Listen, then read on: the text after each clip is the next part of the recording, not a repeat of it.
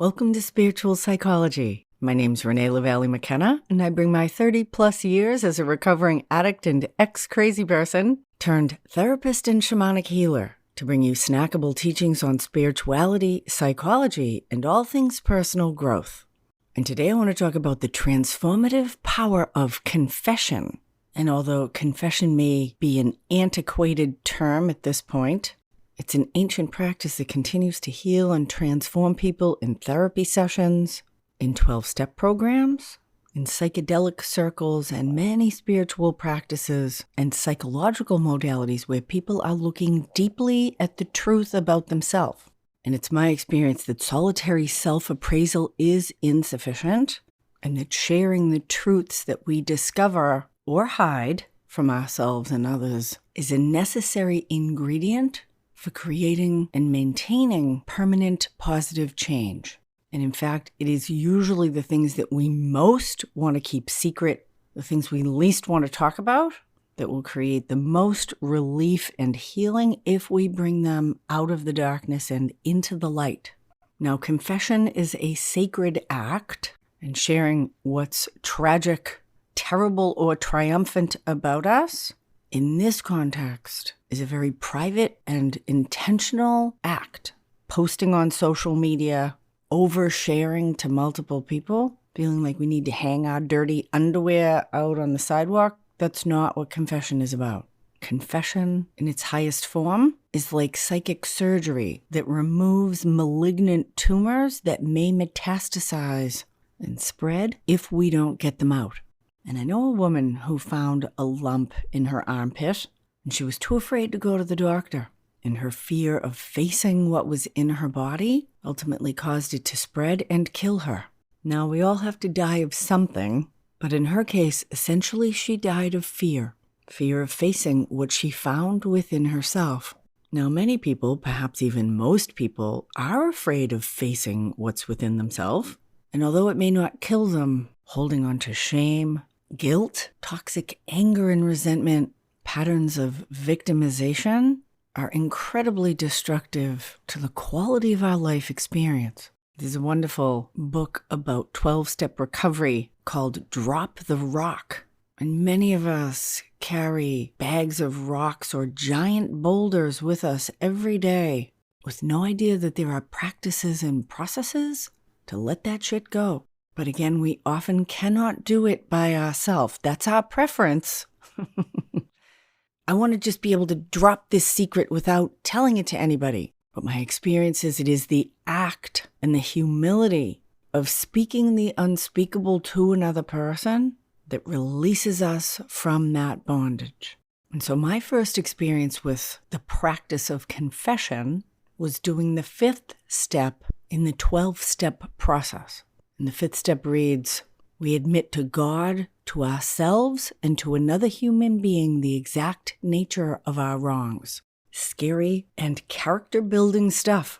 And the 5th step follows the 4th step, which is to take a searching and fearless moral inventory of ourselves. And moral is another word that has become kind of corrupted by religious conservatism. But the moral inventory is our own. And it's a wonderfully maturing process to discover or develop our own moral code. There's plenty of religious and cultural systems that will impose morality upon us, but that keeps us like little children, following someone else's rules.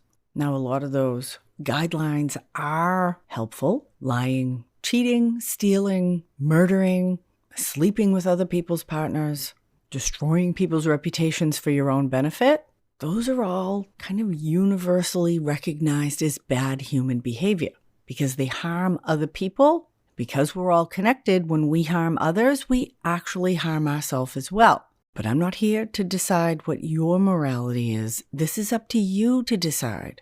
For example, there's been a huge rise of ethical non-monogamy and polyamory, which is the practice of having more than one romantic or sexual partner at the same time, has actually grown in acceptance and application and brought a new morality to the old practice of sleeping with other people that didn't exist before, at least not in the Western world. So when we look deeply at ourselves, at our behavior, at our beliefs, it can be a really developmental process to help us clarify our own morality of what we consider to be right or wrong or good or bad behavior in our own life.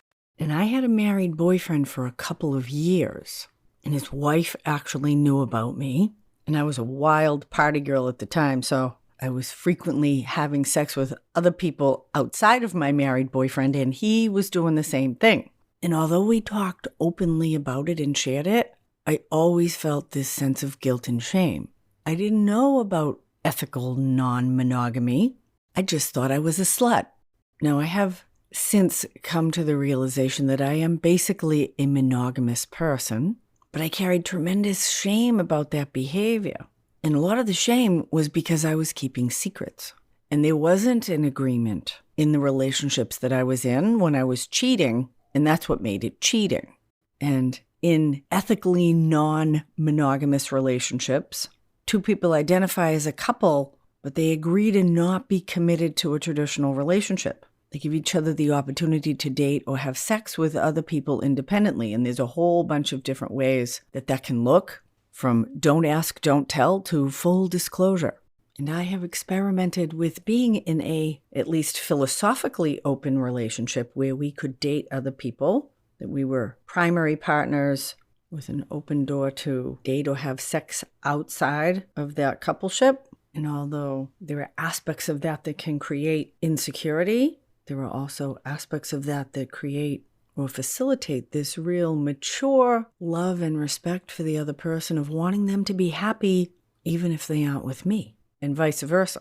And it's very common, I know I've certainly done it, that we just kind of take on this assumed morality from the culture or our family and never really examine our own beliefs or experience. And this is such a beautifully maturing process. Taking a green tomato and allowing it to become red and ripe, juicy and unique. Maturing and growing allows us to soften and become fertile, delicious, and juicy in our own unique way, rather than staying a hard, unripe fruit. And you could see a lot of the rigidity of transcribed moral codes that are just kind of imposed upon us as keeping us that immature fruit.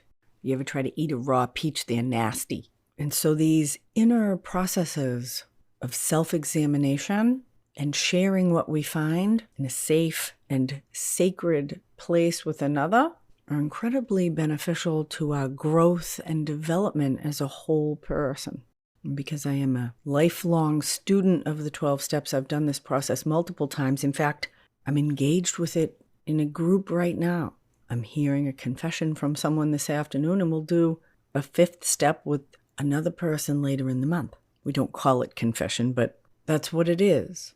And again, it follows this process of deep introspection in the self, doing a writing process, looking at all the things that are good about myself that I want to nourish and cultivate, and looking at the things in myself that need some work or need to be let go of altogether. And there's kind of a simple but not necessarily easy process for that. Really can benefit everybody. Look at all the people you're mad at, or the situations, institutions, or relationships that you feel resentful about. Look deeply at your fears, anxieties, worries. Can be an exhaustive list. And look at our sexual behavior, or lack of sexual behavior. Because withdrawing or abstaining from sexual or intimate relationships, often called sexual anorexia, like food anorexia, where people deprive themselves of a healthy human need. And of course, overeating and compulsive sexual behavior, the dysfunctions that we have, and food and sex are very related, or at least similar in how they present. It can provide a lot of information about ourselves that we'd rather not look at or wish would just go away. But like that tumor in my friend's armpit, wishing it away did not work. And so being willing to do this psychic discovery of the self, really looking at what's there, even the stuff we don't want to see, actually empowers us to truly release these things, because we can't let go of something that we're not willing to pick up and carry out the door. And that's what this process is.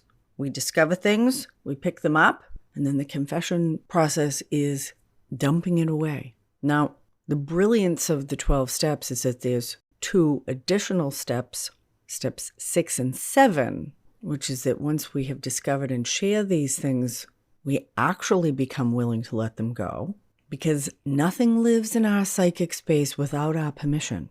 And if we have behaviors, attitudes, beliefs, trauma loops in our life, consciously or unconsciously, we are attached to them. They're often part of our whole identity of how we see ourselves.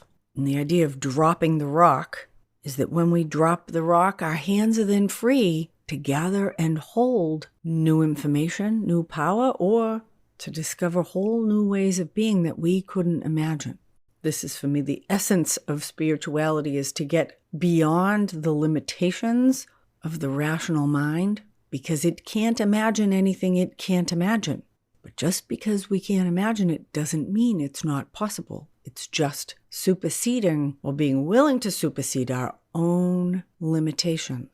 Open to the generosity of the limitless universe. But we got to make room. Now, absolutely, good therapy can be this confessional experience, but there is something quite potent about writing a personal inventory and then reading it to another person. And although I've done it many, many times, it can still be a nerve-wracking process when I actually sit down with someone else to share the things I'd rather not share. But when we bring the light into the shadows, they are no longer shadows.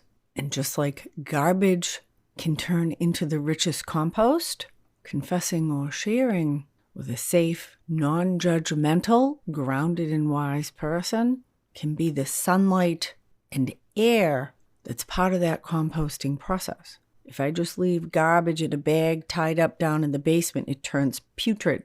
If I mix it in with the soil, give it some love and attention, throw some worms in there, there's an alchemical process of transformation that creates rich and fertile soil for myself and others. So I encourage you to discover your own morality. Drop the rock. Look deep within yourself to create this opportunity for an inner house cleaning. Find a therapist, a trusted friend, or a religious person to share your own discoveries about yourself. Maybe remove that tumor so it doesn't metastasize, and open to being composted for the richness and fertility of your own soul. Thank you so much for listening.